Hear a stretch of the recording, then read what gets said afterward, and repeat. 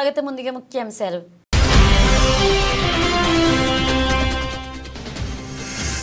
శ్రీ శ్రీ శ్రీ కోటమ్మ తల్లి అమ్మవారి ఆలయానికి భక్తులు అధిక సంఖ్యలో హాజరు. అమ్మవారికి ప్రత్యేకంగా పూల అలంకరణ.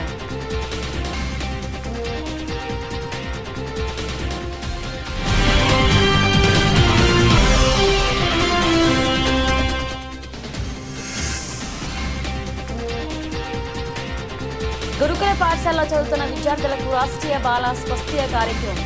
డాక్టర్ రంగదీప్తి ఆధ్వర్యంలో వైద్య సేవలు.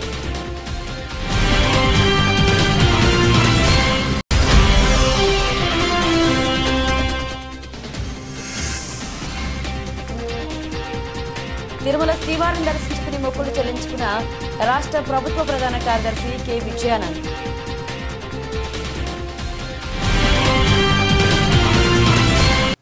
తిరుపతి జిల్లా కోటపట్నంలో వెలిసిన శ్రీ శ్రీ శ్రీ కోటమ్మ తల్లి అమ్మవారి ఆలయానికి భక్తులు అధిక సంఖ్యలో హాజరయ్యారు. ఈ సందర్భంగా ఆలయ ధర్మకర్త నల్లపిరెడ్డి జగన్మోహన్ రెడ్డి, లక్ష్మీ కవితమ్మ దంపతుల ఆధ్వర్యంలో అమ్మవారికి ప్రత్యేక పూల అలంకరణ చేపట్టారు. దాతల దాతృత్వంతో ప్రతి శుక్రవారం నిర్వహిస్తున్న అన్నప్రసాద వినియోగ కార్యక్రమంలో భాగంగా ఈ శుక్రవారం కోట గ్రామానికి చెందిన శ్రీ షిరిడి సాయి అక్షయ సేవా సమితి అధ్యక్షులు అల్లం రమణయ్య విజయలక్ష్మి కుమారుడు అల్లం సాయిరాం నరేష్ యాదవ్, సాయివాణి దంపతులతో పాటు పిల్లల వేదాంశ్, శ్రీ అండ్ ఉభయదాతలుగా వ్యవహరించారు. అమ్మవారి దర్శనార్థం ఆలయానికి వచ్చిన వందలాది మంది భక్తులు ఈ అన్నప్రసాదాన్ని సద్వినియోగం చేసుకున్నారు. అనంతరం ఉభయదాతలు అల్లం రమణయ్య విజయలక్ష్మి దంపతులను ఆలయ ధర్మకర్త నల్లపిరెడ్డి జగన్మోహన్, లక్ష్మీ కవితమ్మ దంపతుల సమక్షంలో శాలువాలు, అమ్మవారికి చీర సారలతో ఆలయ సత్కారాన్ని అందించారు. ఈ కార్యక్రమంలో ఆవుల సుబ్బయ్య, వెంపులూరు బాబురావు, పన్నగ సాయి, శరవణన్, సుధాకర స్వామి, బాలు, కృష్ణయ్య, గంగిరెడ్డి, వెంకటరామరెడ్డి, శరచంద్రారెడ్డి, ఆలయ కమిటీ సిబ్బంది వెంకట కృష్ణయ్య, కుమార్, సాయి, సుధీర్, సందీప్, కృష్ణయ్య, రామయ్య పాల్గొన్నారు.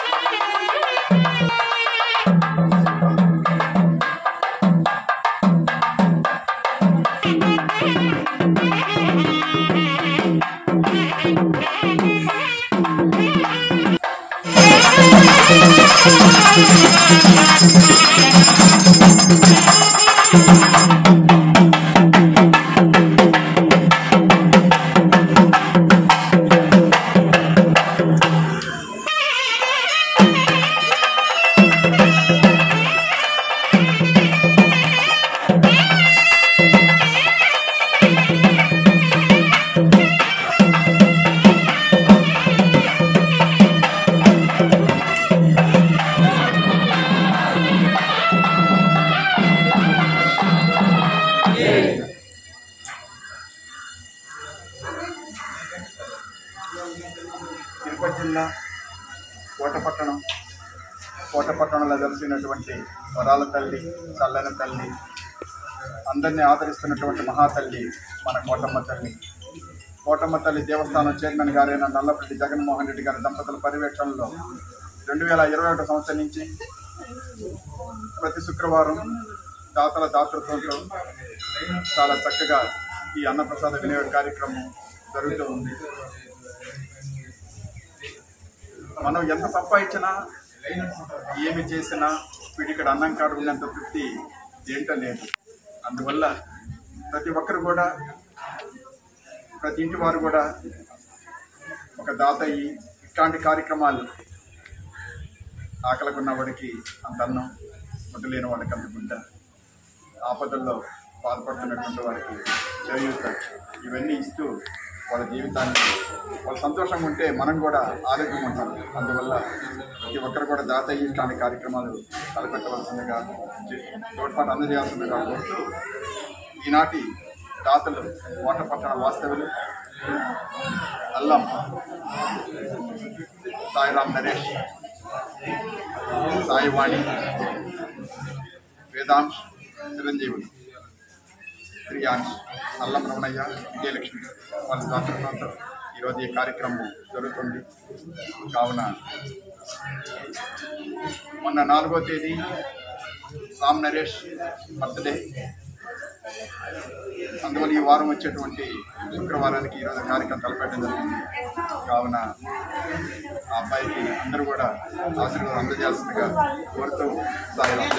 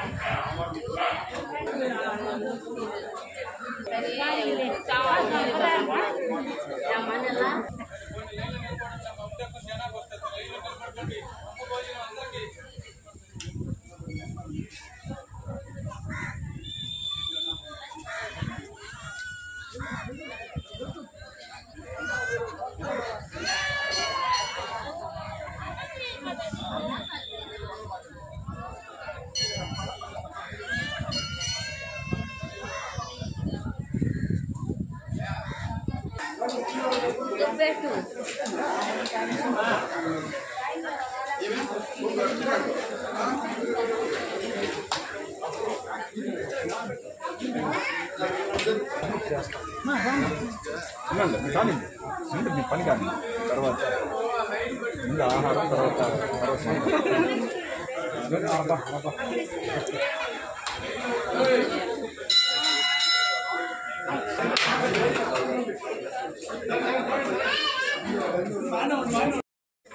వస్తలేము.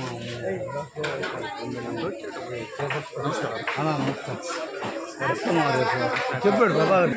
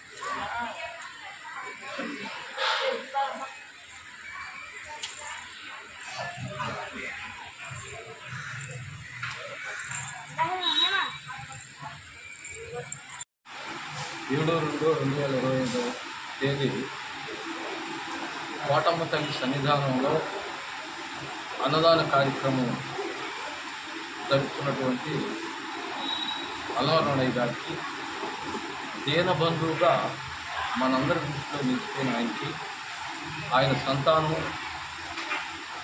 సాయి రామ్ నరేష్, శ్రీమతి సాయి వాగ్దేవి, వాణి, చిరంజీవి, దేవాంశ్, శ్రీయాంశ్, అల్లవరమణయ్య, విజయలక్ష్మి గారు కూడా ధన్యులు.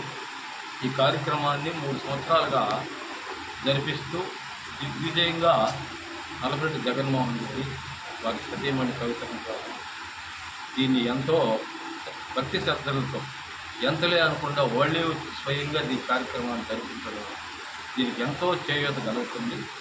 అదేవిధంగా మనం కూడా మన శాయశక్తిలా ఈ కార్యక్రమాన్ని ఆపకుండా కోటమ్మ తల్లి అనుగ్రహంతో ఇది కొనసాగించాలని వాళ్ళు దీవించుకున్నారు. తిరుపతి జిల్లా వాకాడు మండలం పరిధిలోని డాక్టర్ బిఆర్ అంబేద్కర్ గురుకుల పాఠశాలలో చదువుతున్న విద్యార్థులకు రాష్ట్రీయ బాల స్వస్థ్య కార్యక్రమాన్ని డాక్టర్ రంగదీప్తి ఆధ్వర్యంలో వైద్య సేవలు నిర్వహించారు. ఈ సందర్భంగా మాట్లాడుతూ పాఠశాలలో చదువుతున్న విద్యార్థులకు బరువు, ఎదుగుదల, అలాగే హిమోగ్లోబిన్ పరిశీలన, తల బరువు, ఛాతీ కొలతలు వంటి వాటిపై పరీక్షలు నిర్వహించి ఎనిమిక్ ఉన్న విద్యార్థులకు వైద్యం అందిస్తామన్నారు. అలాగే ఇబ్బందికరమైన సమస్యతో బాధపడుతున్న విద్యార్థులను వారికి వైద్య పరీక్షల నిమిత్తం గూడూరు, నెల్లూరు వైద్యశాలల్లో వైద్యం అందించనున్నట్లుగా తెలిపారు ఆమె. ఈ కార్యక్రమంలో CHO Salomi, supervisor Sarojanamma, ML, హెచ్పీలు, ఏఎన్ఎంలు, ఆశా వర్కర్లు పాల్గొన్నారు.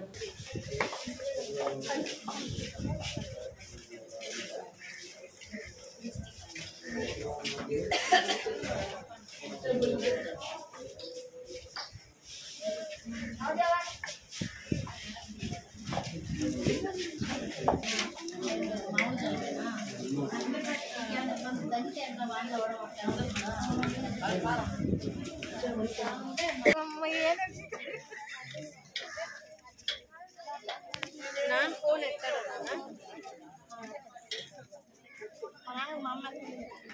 చెప్తారా ఓటీపీ చెప్పిస్తారా?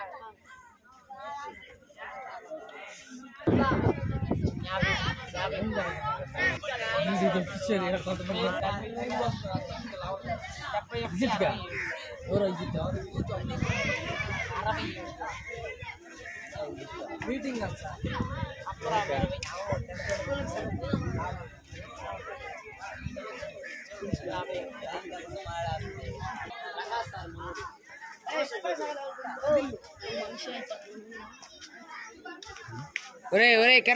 అంబేద్కర్ గురుకులంకి ఆర్బిఎస్కే స్క్రీనింగ్ కొరకు వచ్చాము. ఏఎన్ఎంస్ అందరూ కూడా ఏఎన్ఎంస్, అలాగే సూపర్వైజర్ గారు, హెచ్పి గారు, ఇంకా మా హెల్త్ అసిస్టెంట్ విద్యాలయ ఇందులో పార్టిసిపేట్ చేస్తున్నాడు. అలాగే ఏఎన్ఎంస్తో పాటు ఎంఎల్హెచ్పిస్ కూడా పార్టిసిపేట్ చేస్తున్నారు. అంటే పిల్లల యొక్క అంటే వాళ్ళ గ్రోత్ ఎలా ఉంది అన్నది స్క్రీనింగ్ ద్వారా మేము కనుక్కుంటున్నాము. వాళ్ళకి ఏమైనా ఆరోగ్య సమస్యలు ఉన్నాయా అని దీన్ని మేము ఆఫీస్కి మా పై అధికారులకి రిపోర్ట్ ఆన్లైన్ ద్వారా రిపోర్ట్ పంపిస్తాం. తిరుపతి జిల్లా వాకాడు మండలం గంగన్నపాల గ్రామానికి చెందిన అయోధ్య బాలచంద్రయ్య శెట్టిపై గత 2 రోజుల క్రితం తన సోదరి బేబీ భార్గవి వాకాడు తహసీల్దార్కు చేసిన ఫిర్యాదు అవాస్తవమని బాలచంద్రయ్య శెట్టి తెలిపారు. కుటుంబ విషయాలను 10 మందిలో పెట్టి నా పరువు ప్రతిష్టకు భంగం కలిగించేలా చేశారని ఆయన మండల కేంద్రంలోని తహసీల్దార్ కార్యాలయ ప్రాంగణంలో మీడియా సమావేశం నిర్వహించి తెలిపారు. నాపై చేసిన ఆరోపణలు అవాస్తవమని, దానికి సంబంధించిన పత్రాలు నా దగ్గర ఉన్నాయని బేబీ భార్గవి, ఆమె భర్త దామోదరం శెట్టి ఆర్థిక ఉగ్రవాదులుగా ముద్ర వేసుకున్నారని తెలిపారు. న్యాయస్థానాలను, అధికారులను నేను ఎన్నడూ విస్మరించలేదని, వారు సమగ్ర విచారణ జరిపి తగు చర్యలు తీసుకోవాలని ఎల్లవేళలా అందుబాటులో ఉంటా అన్నారు ఆయన. అధికారులకు, మీడియా మిత్రులకు నా యొక్క విన్నపం, 2 రోజుల క్రితం మా కుటుంబ తగాదాల కోసం కోర్టులో ఉన్న విషయాన్ని అధికారుల దృష్టికి తీసుకొచ్చి అధికారుల సమక్షంలో మీడియా వారి ద్వారా ప్రజలకి తెలియజేసి నా యొక్క నిరుతత్వాన్ని, కుటుంబం యొక్క పద్ధతుల్ని, విధానాలని, గౌరవాన్ని కించపరిచే విధంగా చేసిన దానికి నేను ఉన్నట్లుగా వాళ్ళలాగా మోసం చేసే విధంగా కాకుండా ఉన్నట్లుగా తెలపడం జరుగుతుంది. మా నాన్నకి నేను, మా పెద్ద చెల్లెలు వాయనమ్మ, బేబీ భార్గవ్ అని 3 ఉన్నాము. వాళ్ళు చెప్పినట్టుగా నేను, బేబీ భార్గవ్ మాత్రం కాదు, 3 ఉన్నాము. మా నాన్న 1991 చనిపోయాడు. ఆ తర్వాత మా కుటుంబ పరిస్థితి నిండా అధ్వానంగా ఉండేది. భూములు ఉన్నాయి కానీ 6 ఎకరాలు మాత్రమే సాగు ఉండింది. నేను నాయన చనిపోయే సమయంలో మద్రాసులో అంగడికి మస్తాగా పనిచేస్తున్నాను.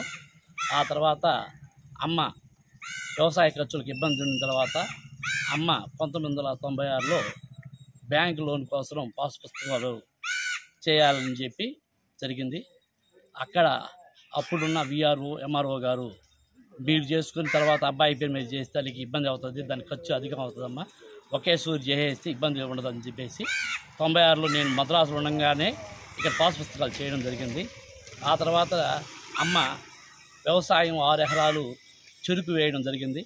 నేను 1997లో మద్రాసు నుండి గుమస్తాగా ఉండి ఇక్కడికి వచ్చి మన డిసెంబరు జనవరిలో కటింగ్ వచ్చే తరుణంలో నేను నరుకుడు చూసుకొని పోతామన్న ఉద్దేశం నేను ఇక్కడికి వచ్చాను. అది సెప్టెంబర్ దాకా ఆ చెరుకు నరుకుడు ఉన్న తరుణంలో నేను తిరిగి మద్రాసుకి పోలేని పరిస్థితిలో అమ్మకి ఆదరవుగా సహాయంగా ఉంటామని ఊర్లో ఉండిపోయాను. ఆ తర్వాత 1900 మామూలుగా 2000లో రొయ్యలు గుంటలు పెట్టారు మా పక్క రైతులు, వాళ్ళ కూడా నా భూమి నష్టపోయినాము. ఆ తర్వాత చాలా ఇబ్బందులు ఈ బాధ్యతలు అప్పుడే ల్యాండ్ టైటిల్ యాక్ట్కి అప్పుడే పునాది పడినట్టుగా ఈ ప్రచారంలో ఉండేట్టుంది. అదే ప్రకారం చేయాలనుకున్న ఉద్దేశంతో ఉన్నారు. అప్పుడు మేము నోటీసు ఆర్డీఓ గారికి నోటీసు పంపించాము. దాని విధులు ఏం చేసి నాకు ఆన్లైన్లో మాత్రం ఆపాడు. ఈ ల్యాండ్ టైటిల్ పాస్ పుస్తకాలు మార్చే విధానాన్ని ఆపినాడు. ఇటువంటి చర్యలు చేసుకుంటున్నారు. అప్పుడే మేము ఆర్డీఓ గారి మీద పర్సనల్గా కేసు వేయాల్సింది హైకోర్టులో. మేము అది మిస్టేక్ చేసాం కేసు చేయకుండా. ఇది వచ్చేసి ఆ తర్వాత వచ్చేసి ఈ యొక్క ఆన్లైన్లో ఆగడం జరిగింది. ఇది వచ్చేసి మళ్ళీ 2024లో వచ్చి మళ్ళీ ఎంఆర్ఓ గారు అప్పుడు వచ్చేసి ఏంటంటే నరసింహారావు గారు ఎంఆర్ఓ ఉన్నారు. అప్పుడు వైసీపీ నాయకులు మా ఊరు వైసీపీ నాయకుడు కిరణ్ వాళ్ళ ఆధ్వర్యంలో లంచాలు తీసుకొని మళ్ళీ తిరిగి వచ్చేసి ఏంటంటే నా భూమిలో సాగు చేస్తున్న భూమిని ఆపినారు. ఇది నిజంగా మామూలుగా ఉత్తర్వుల మేరకు నేను నమ్మి నేను ఆగినాను. కానీ వచ్చేసి కోర్టు లీవుల్లో ఉంది, కోర్టు ఉత్తర్వులు లేవని చెప్పి మనకి వకీల్ ద్వారా తెలిసింది. కానీ అప్పుడు కూడా వచ్చి కోర్టు ఉత్తర్వులు నాకు ఇవ్వలేదు. నాకు మే 31 నాకు నోటీస్ ఇచ్చినారు. నేను తర్వాత వకీలు ద్వారా నేను ఉత్తర్వులు అడిగితే 15 రోజుల తర్వాత నాకు ఉత్తర్వులు ఇచ్చారు ఎంఆర్ఓ గారు. అప్పుడు నాకు ఎంఆర్ఓ గారు కూడా ఇక్కడ వ్యవహారం జరిగింది.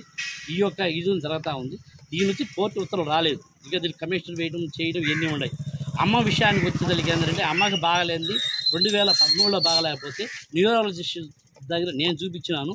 వీళ్ళు వచ్చేసి ఏంటంటే ఈ యొక్క కోర్టులో మన ఫేవర్గా ఉండాలనే ఉద్దేశంతో అమ్మని తీసుకుని పోయి స్టాన్లీ గవర్నమెంట్ హాస్పిటల్గా చెన్నై ప్రభుత్వ హాస్పిటల్ స్టాన్లీలో చేర్పించి డాక్టర్ గారు బ్రెయిన్కి ఆపరేషన్ చేసి కాలు చేయి పడిపోద్ది అన్న చెప్తున్నా కూడా ఏమి ఇబ్బంది లేదు సార్, ఎట్ జరుగుతుంది మీరు చేయండి అని అంటే దీనికి ఎవరు ఉండాలంటే ఎవరు లేరు, నేను ఆ అమ్మకి నేను ఒక కూతురు అని చెప్పి అబద్ధాలు చెప్పి వాళ్ళ దగ్గర రాసి అమ్మకి ఆపరేషన్ చేసింది.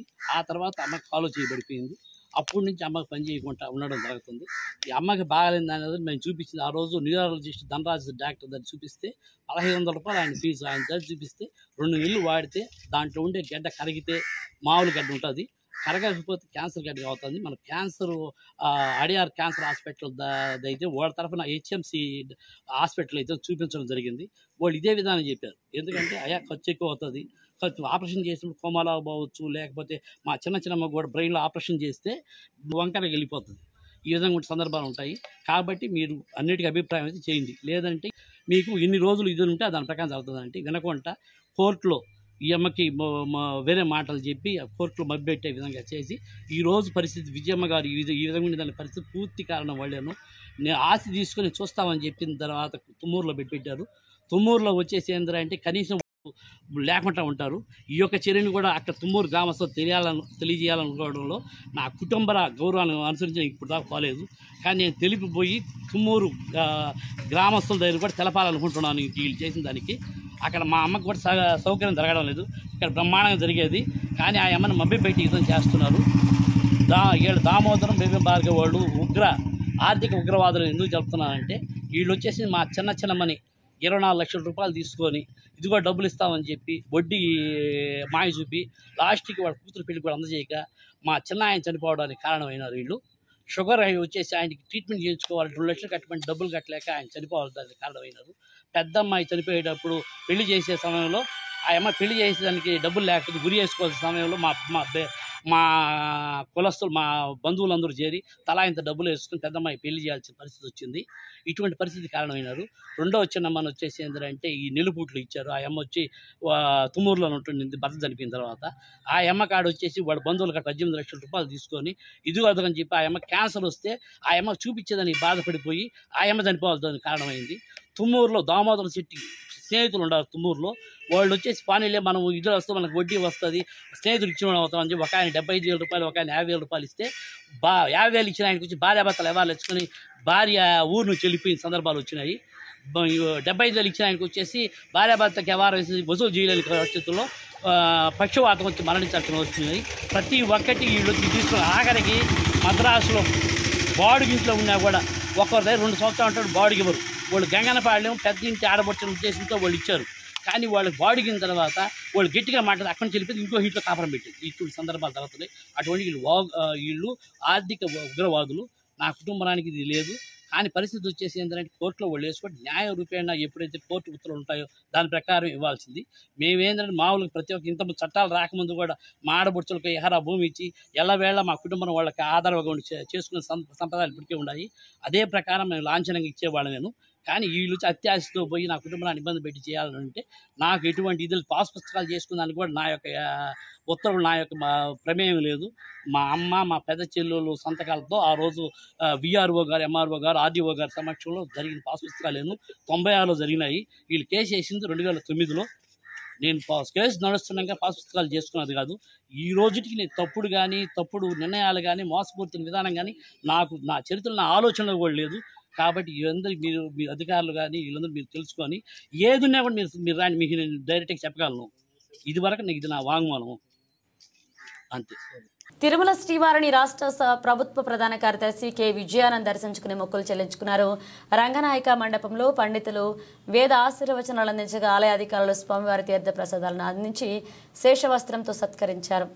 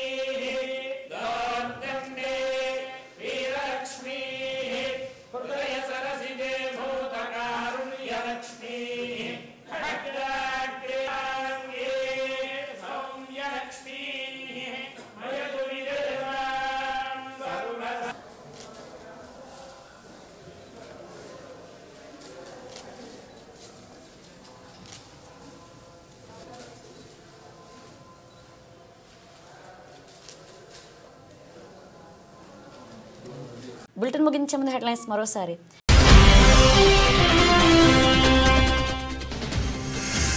శ్రీ శ్రీ శ్రీ కోటమ్మ తల్లి అమ్మవారి ఆలయానికి భక్తులు అధిక సంఖ్యలో హాజరు.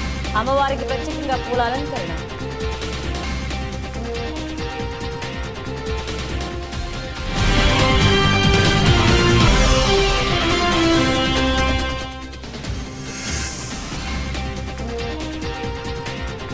గురుకుల పాఠశాలలో చదువుతున్న విద్యార్థులకు రాష్ట్రీయ బాల స్వస్థ్య కార్యక్రమం. డాక్టర్ రంగతీర్థయాత్రల వైద్య సేవలు.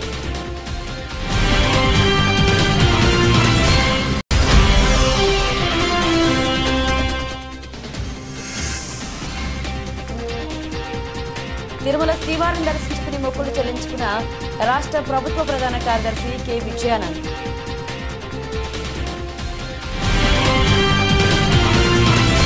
ఇవి బులెటిన్ అప్డేట్స్. మరణ అప్డేట్స్ మళ్ళీ కలుద్దాం.